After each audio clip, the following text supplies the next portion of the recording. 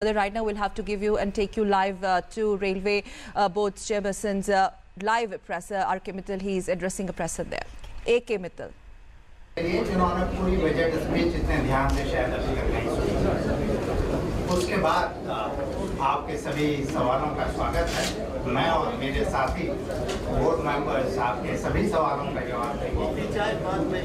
मेरा सिर्फ आप लोगों से एक अनुरोध है कि सवाल एक एक करके करेंगे और एक आदमी एक ही सवाल करेगा और हम सबके सवालों का जवाब देंगे।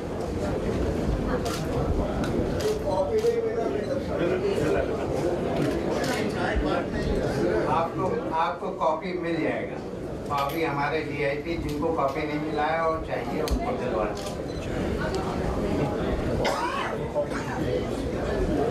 मैं आप लोगों को ये बताना चाहूँगा, जरा प्लीज शांति रखिए कि हम लोगों ने पिछले साल का जब बजट बनाया उस समय बहुत हमारे चैलेंजेस थे और उन चैलेंजेस को हमने एड्रेस करने की कोशिश की और हमने ट्रांसफॉर्मेशन लाने की कोशिश की। आप लोगों से रिक्वेस्ट है, कॉपी सबको मिलेगा। आप लोग खड़े नहीं, अपने जगह पर बैठे रहिए, आप लोग को अपने आप मिल जाएगा वहाँ पे, सारे को कॉपी मिलेगी। सर, हम लोगों ने जो जर्नी पिछले साल स्टार्ट की थी, इस बजट में हम उसको और आगे ले गए। पिछला साल बड़ा चैलेंजिंग टाइम था।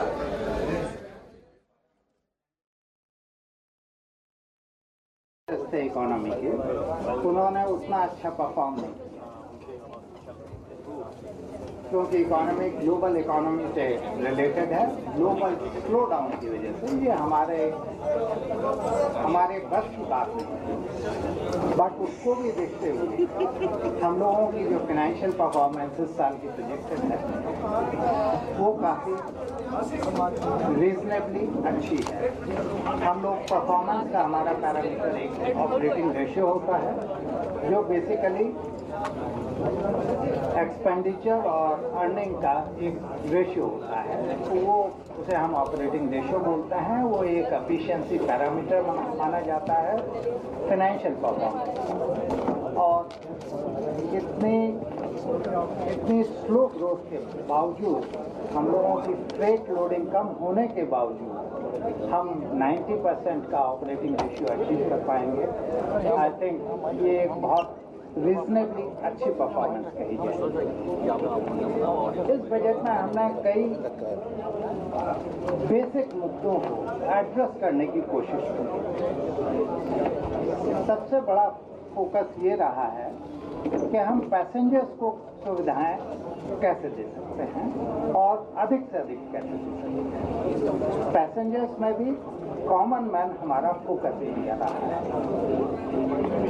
दूसरा फोकस हमारा ये रहा है कि over a period of time हम लोगों का फ्रेट शेयर कम होता गया है और उसका कारण ढूंढना बहुत मुश्किल काम नहीं है, क्योंकि हम लोगों ने हमेशा ये पाया कि फ्रेट बढ़ाना अर्निंग बढ़ाने का सबसे आसान तरीका है जो कॉमन मैन को शायद अफेक्ट नहीं करता है, लेकिन ये बात ऐसी है नहीं। आप लोगों को मालूम होगा कि जो फ्रेट है वो बढ़ने से हर एक आदमी अफेक्ट होता है, क्योंकि ज़रूरत की सारी चीज़ें महंगी हो जाती हैं और जो ट्रैवल करता है वो एक इंडिविजुअल आदमी ट्रैवल करता है। आप लोगों में जितने लोग ट्रैवल करते हैं मे बी साल में 4 बार ट्रैवल करते होंगे या 6 बार ट्रैवल करते हैं, लेकिन खाने पीने की चीज़ें तो रोज़ लेते हैं ना। तो अगर फ्रेट में बढ़ाऊंगा तो हर एक आदमी रोज अफेक्ट होगा, जबकि पैसेंजर फेयर से जब आप ट्रैवल करते हैं और जो इंडिविजुअल ट्रैवल करते हैं वो अफेक्ट होते हैं। लेकिन we always found a easier way of raising the fret, तो हम लोग फ्रेट में बहुत हाई हो गए और जो नॉर्मल बाकी और मोड्स ऑफ ट्रांसपोर्ट हैं उनके विद रेफरेंस में अनकम्पिटिटिव होगा। इससे क्या हुआ कि हमारा फ्रेट का share over a period of time कम होता गया और इस समय करीब 36% के करीब है। हमने इस बजट में इस इशू को एड्रेस करने की कोशिश की है। कोशिश ये है कि हम किस तरह इस शेयर को बढ़ाएं।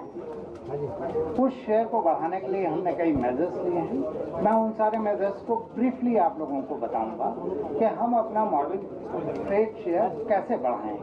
पहली बार हम इस चीज़ को सोच रहे हैं कि फ्रेट को हम किस तरह कम करें। हम बढ़ाने की बात, हम रैशनलाइजेशन की बात जब हमेशा से पास्ट में करते रहे हैं, तब रैशनलाइजेशन हमेशा मॉडरेट करके बढ़ाने की बात है। इस बार रैशनलाइजेशन की बात फ्रेट को किस तरह मार्जिनली कम करें जिससे हमारा फ्रेट शेयर बढ़े, उस बात पर है। हालांकि ओवरऑल अर्निंग हमेशा ऑब्जेक्टिव रहे। तीसरा फोकस एरिया है कि अभी तक हम लोग सिर्फ ये समझते रहे हैं कि जो हमारी अर्निंग्स आएंगी वो सिर्फ पैसेंजर से आएंगी या फ्रेट से आएंगी। हमने बाकी एरियाज में उतना ध्यान नहीं दिया जितना हमें ध्यान देना चाहिए, जिसे हम नॉन फेयर बॉक्स रेवेन्यू बोलते हैं, जिसमें लैंड के मोनेटाइजेशन, सन्ड्री बाकी सन्ड्री अर्निंग, एडवर्टाइजिंग, बहुत चीज़ें आती हैं। हमने इस पर फोकस करने की कोशिश की है। हमने ये करने की कोशिश की है कि आज की डेट में हमारा नॉन फेयर बॉक्स रेवेन्यू